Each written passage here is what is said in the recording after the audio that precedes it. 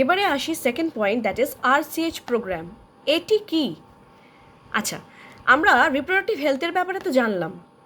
এবারে এই reproductive health যাতে বজায় থাকে একটা সমাজে, যাতে সমাজের সোসাইটির লোকরা অ্যাওয়্যার থাকে রিগার্ডিং রিপ্রোডাক্টিভ ওয়েলবিংস, এবং যাতে এরা যৌন রোগ বিস্তার, সেক্সুয়ালি ট্রান্সমিটেড ডিজিজের ব্যাপার একটুখানি অ্যাওয়্যার হয়ে থাকে, তার জন্যই reproductive health child health care প্রোগ্রামটি আনা হয়েছে বাই গভর্নমেন্ট, ইমপ্লিমেন্ট করেছে। এটাই ওটার তাৎপর্য।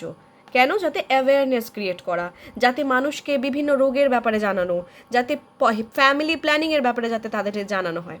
এইটা প্রোগ্রাম ইনিশিয়েটিভ করেছে ন্যাশনাল লেভেলে। ওকে, এবারে এই প্রোগ্রামটায় ফার্স্ট অফ অল সমস্যাগুলিগুলো কী কী প্রবলেমস ফেস করতে হয়েছে এই প্রোগ্রামে। বিভিন্ন ট্যাবু আছে, বিধিনিষেধ, সামাজিকভাবে, ধর্মীয়ভাবে। আবার দেখা যাচ্ছে কম বয়সেও বিবাহ হয়ে যাচ্ছে, তো সেক্ষেত্রে RCH প্রোগ্রামের দ্বারা তাদেরকে কিন্তু অ্যাওয়্যার করা যেতে পারে। অনেক ক্ষেত্রে দেখা যায় ইম্যাচিওর প্যারেন্টস, অপরিণত পিতামাতার ওদের রায়ের জন্য বাল্যবিবাহতে প্রবলেমে পড়ে যায়। এটাই বেসিক্যালি একটা বিশাল বড় গুরুত্বপূর্ণ সমস্যা।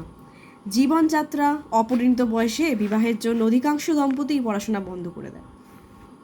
আবার মাতা ও শিশুর মৃত্যুহার, maternal mortality rate of mother আর ইনফ্যান্ট মর্টালিটি রেট, যাতে এদের মা এবং শিশুর দুজনেরই মর্টালিটি রেট একটু কমে আসে, তার জন্য RCH প্রোগ্রাম কিন্তু ইনিশিয়েটিভ নেওয়া। অবশ্যই এছাড়া পার্সোনাল হাইজিন, টিনেজ মাদার যারা থাকেন, পপুলেশন গ্রোথ, এই সমস্ত সমস্যাগুলির ব্যাপারে তাদের অবগত করা হচ্ছে RCH প্রোগ্রামের দ্বারা। সমস্যাগুলি তো জানলাম, যার জন্য RCH প্রোগ্রাম ইনিশিয়েটিভ নেওয়া হয়েছে। এবার এই সমস্যাগুলিকে কিভাবে গভর্নমেন্ট ট্যাকেল করেছে, সেই কৌশলগুলো কি কি, এগুলো আমরা একটু জেনে নিই, বা যেটাকে স্ট্র্যাটেজিস বলি। ফার্স্ট অফ অল, সাধারণ সচেতনতা, মানে জেনারেল অ্যাওয়ারনেস, সেটা কিভাবে করা যেতে পারে? অডিও ভিজুয়াল মেথডে, প্রিন্ট মিডিয়া মেথডে, এবং সব থেকে বড় কথা যে স্কুলে যৌন শিক্ষা, okay, sex education in the schools খুবই ইমপ্লিমেন্ট করা দরকার স্টুডেন্ট লেভেলে। পারিবারিক পরিকল্পনার ব্যাপারে তাদেরকে অবগত করা যেতে পারে। এবার লিঙ্গ নির্ধারণ, এই পয়েন্টটা আমরা লক্ষ্য করি 7 নম্বর পয়েন্ট। এটি যে একটি বেআইনি কাজ, সেইটার ব্যাপারে এটা একটি সামাজিক অপরাধ, সেইটার ব্যাপারে তাদেরকে অবগত করা।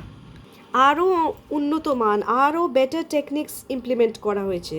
ফর এক্সাম্পল, গভর্নমেন্ট একটা স্ট্যাচুটারি ব্যান করেছে অন অ্যামনিওসেন্টেসিস। এটি কি দেখে নিয়ে, অ্যামনিওসেন্টেসিসে কি হয়, এই যে ডেভেলপিং ফিটাস থাকে বুম্বের ভেতরে, ফিটাসটা একটা অ্যামনিওটিক ফ্লুইডের মধ্যে ভাসে। সেই অ্যামনিওটিক ফ্লুইডটা সিরিঞ্জের দ্বারা নিয়ে যাওয়া হয় এবং সোনোগ্রাফির দ্বারা দেখা হয় পুরো জিনিসটাকে, এবং ওই অ্যামনিওটিক ফ্লুইডে দেখা হয় যেমন এখানে কনজেনাইটাল ডিজিজেস বা জেনেটিক ডিসঅর্ডার্স ডিটেক্ট করা যেতে পারে অ্যামনিওসেন্টেসিসে, কিন্তু এর সাথেও অ্যামনিওসেন্টেসিসে কিন্তু লিঙ্গ নির্ধারণও করা হয়, যেটি একটি বেআইনি কাজ আমাদের ইন্ডিয়াতে। সো এইটার উপরে যখন ব্যান করে দেওয়া হলো বাই গভর্নমেন্ট, তখন আমাদের দেখা গেল ফিমেল ফিটিসাইডের রেটটাও কমে গেল, এবং এর সাথে সাথে সবাই অ্যাওয়্যার হয়ে গেল এইটার ব্যাপারে। So this was all about RCH programme. তার সিগনিফিকেন্স আমরা পড়লাম, সমস্যাগুলি কী ছিল যার জন্য প্রোগ্রাম করা হয়েছে, কিভাবে গভর্নমেন্ট স্ট্র্যাটেজিস অ্যাডাপ্ট করেছে যাতে RCH প্রোগ্রামটা ইমপ্লিমেন্ট করা যায়, এবং অ্যামনিওসেন্টেসিসের ব্যাপারে আমরা জানলাম। থার্ড ইজ জনসংখ্যা বিস্ফোরণ।